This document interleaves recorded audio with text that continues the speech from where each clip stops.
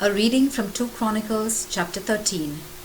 In the 18th year of the reign of King Jeroboam of Israel, Abijah became king of Judah, and he ruled 3 years in Jerusalem. His mother was Micaiah, daughter of Uriel, from the city of Gibeah. War broke out between Abijah and Jeroboam. Abijah raised an army of 400,000 soldiers, and Jeroboam opposed him with an army of 800,000. The armies met in the hill country of Ephraim. King Abijah went up to Mount Zemaraim and called out to Jeroboam and the Israelites. "Listen to me," he said.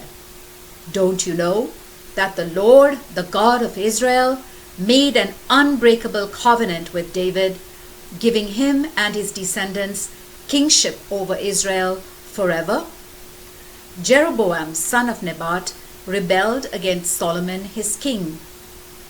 Later, he gathered together a group of worthless scoundrels, and they forced their will on Rehoboam, son of Solomon, who was too young and inexperienced to resist them. Now you propose to fight against the royal authority that the Lord gave to David's descendants? You have a huge army and have with you the gold bull calves that Jeroboam made to be your gods. You drove out the Lord's priests, the descendants of Aaron, and you drove out the Levites. In their place, you appointed priests in the same way that other nations do. Anybody who comes along with a bull or 7 sheep can get himself consecrated as a priest of those so-called gods of yours. But we still serve the Lord our God and have not abandoned him. Priests descended from Aaron perform their duties, and Levites assist them. Every morning and every evening they offer him incense and animal sacrifices burned whole. They present the offerings of bread on a table that is ritually clean, and every evening they light the lamps on the gold lampstand. We do what the Lord has commanded, but you have abandoned him.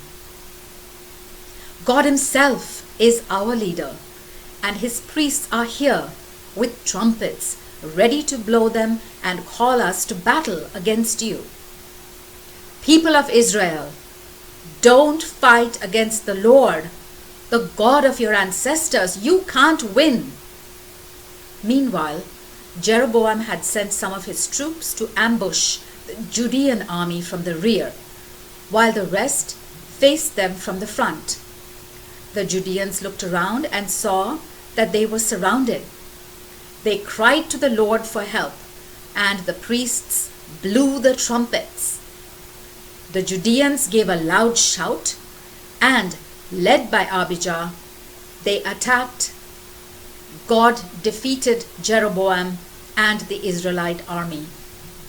The Israelites fled from the Judeans, and God let the Judeans overpower them. Abijah and his army dealt the Israelites a crushing defeat. 500,000 of Israel's best soldiers were killed. And so, the people of Judah were victorious over Israel because they relied on the Lord, the God of their ancestors. Abijah pursued Jeroboam's army and occupied some of his cities: Bethel, Jeshanah, and Ephron, and the villages near each of these cities. Jeroboam never regained his power during Abijah's reign. Finally, the Lord struck him down and he died. Abijah, however, grew more powerful. He had 14 wives and fathered 22 sons and 16 daughters. The rest of the history of Abijah, what he said and what he did, is written in the history of Iddo the prophet. The word of the Lord. A reading from 2 Chronicles chapter 14. King Abijah died and was buried in the royal tombs in David's city. His son Asa succeeded him as king, and under Asa the land enjoyed peace for 10 years. Asa pleased the Lord his God by doing what was right and good. He removed the foreign altars and the pagan places of worship, broke down the sacred stone columns, and cut down the symbols of the goddess Asherah. He commanded the people of Judah to do the will of the Lord, the God of their ancestors, and to obey his teachings and commands. Because he abolished the pagan places of worship and the incense altars from all the cities of Judah, the kingdom was at peace under his rule.